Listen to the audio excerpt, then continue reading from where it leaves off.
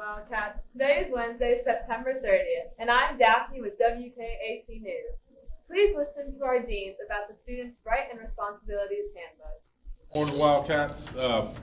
We want to go over a couple things. Normally we do an assembly for this, but because of everything that we got going on, we're going to do it this way.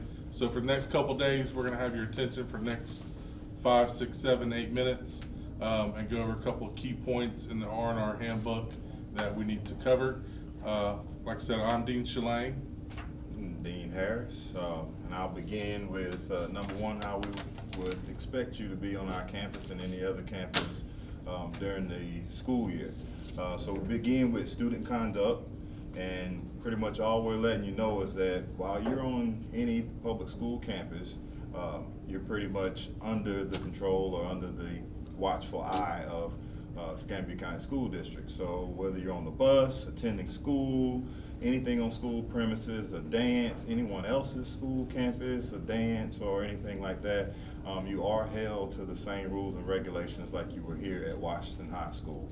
So that's the number one thing. We'll go through and let you know pretty much what we would expect of you and what your faculty and staff would expect of you.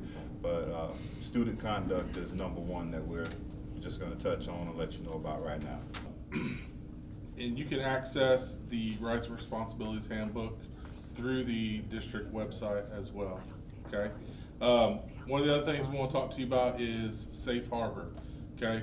So what Safe Harbor is, if you come to school with illegal contraband you're not supposed to have, such as, let's say, a pocket knife, or you got some over-the-counter medication, such as Tylenol or ibuprofen, or something like that on you, and you realize the first thing in the morning, you can give that to your teacher. You can find one of us. You can find one of our school resource officers, which we'll introduce those guys after a little while as well. And you can turn that over, and you are going to be perfectly fine. Now, if for whatever reason we catch wind that you have that, and then we have to come get you, and we find it on your person, Safe Harbor does not apply. It does not have to be your teacher. It can be any school staff member. So Safe Harbor was in place to make sure that students who may have accidentally brought something to school they were not supposed to have don't get in trouble. So if you find something in your pocket, immediately find a staff member or one of our school resource officers and turn that over, and you'll be okay. We're able to work through that process. All right, now hopefully none of you all have to actually come to our office for any kind of discipline issues, but if you ever do have to come to our office, just know that we aren't disciplining you just because we don't like you or just because of the shirt you have on, unless you got a shirt on that has something that it shouldn't have on it. So just right quick, just want to let you know we do have parameters that we work in. It's what's called our discipline matrix. It can actually be found on page 44 of your Rights and Responsibilities Handbook. And within there, it pretty much outlines everything from arguing all the way down to maybe even bringing a gun on campus, what could actually happen to you. And there's also steps what can actually happen to you. So, maybe for the first offense you get a warning, maybe for the second offense you get detention, third offense you end up in a school suspension. But there are parameters that we work in, so if you ever would like to see it, teachers, you as well, it's on page 44 in the Rights and Responsibilities Handbook that you can see the guidelines of what we call our discipline matrix. Continuing with the discipline matrix, we are what we call a PBIS school, Positive Behavior Support Program school, and within that school, we kind of break up our minor and major incidents that you have. So within our minor incidents, you actually have 3 chances, just like baseball, 3 strikes and you're out before it actually turns into a major incident, which is actual referral. So you can get 3 actual documentations within RTI before you actually get a referral for that minor incidents. For example, you get 3 tardies to a class. Once you get those 3 tardies to that class, that 4th one will actually be a referral for you, which might turn into actual detention. So within that, like I said, our PBIS school actually gives you these opportunities to correct your behavior before we actually get to a referral. Our motto for our PBIS school is be safe, take responsibility, academic success, and show respect.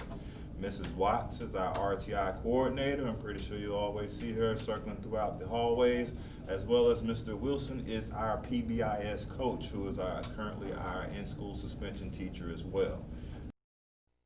Yearbooks are on sale for $70 until Friday, October 2nd, and you can order them at yearbookordercenter.com with the code 17216. And if you want a senior ad, the deadline is December 11th. Speaking of yearbooks, you can buy last year's yearbooks for $50. And students interested in joining FBLA should pick up an application for room 217. And now to Rachel for sports. There's a swim meet tonight. Tune into BTWHS Media Academy YouTube page at 5 p.m. to watch the live stream. Volleyball has their first home game against West Florida Thursday. Freshmen play at 4:30, JV plays at 5:30, and varsity plays at 6:30. Congrats to the football team for winning their game against Tate 44-0 on Saturday. The JV football game will be tomorrow at 6 p.m. at Escambia, and their varsity football game will be this Friday at home against Escambia at 7. And now back to the commercial break.